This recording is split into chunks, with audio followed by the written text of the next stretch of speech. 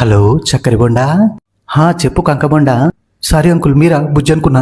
తెలుసురా, నువ్వు పైసలు తీసుకొని కూడా బుజ్జిని గెలుపుతావని, అందుకే బుజ్జిని అలా అత్తగారింటికి తోలేసిన. ఏంది, బుజ్జికి పెళ్ళయిందా? మేనత్త ఇంటికి రావులే. బుజ్జికి బాగున్నాడా? లేర్రా, వాళ్ళు ముగ్గురు ఆడిపోరానులే. అంకుల్, బుజ్జి నా పానం. బుజ్జి కోసం ఒక పక్క ఊసిత్తా. ఏ పక్కరా? Left side. రైట్ సైడ్ ఎందుకు ఇవ్వరా? అది నా మరదలకి ఇచ్చిన. నీకు మరదలు ఉందారా? ఉండే, చచ్చిపోయిందా? నేను లవ్ చేస్తున్నాను వేరేకి ఇచ్చి పెళ్లి చేసిర్రు. నువ్వు ఆపలేవారా? ఆపకద్దని 50 లక్షలు ఇచ్చిర్రు. అబ్బా కొడుకా, ఇవి 50, నా దగ్గర 50 దొబ్బినవు. ఈ పైసలన్నీ ఏం చేస్తున్నావురా? సందుకులో పెట్టుకొని రోజుకో నోటు ఖర్చు పెడుతున్నా. కానీ అంకుల్, ఇప్పుడు తెలిసింది నాకు పైసలు ముఖ్యం కాదు, పానం ముఖ్యం. బుజ్జి అయినా పానం. బుజ్జి లేకుండా నేను బతకలేను. బుజ్జితో మాట్లాడుకుంటే నాకు చక్కర వచ్చినట్టు అవుతుంది. కాలు చేతులు అనుకుతున్నాయి. నాకు పైసలు వద్దు ప్లీజ్ అంకుల్. బుజ్జి కావాలి. ఎంత కావాలరా? ₹1,00,00,000.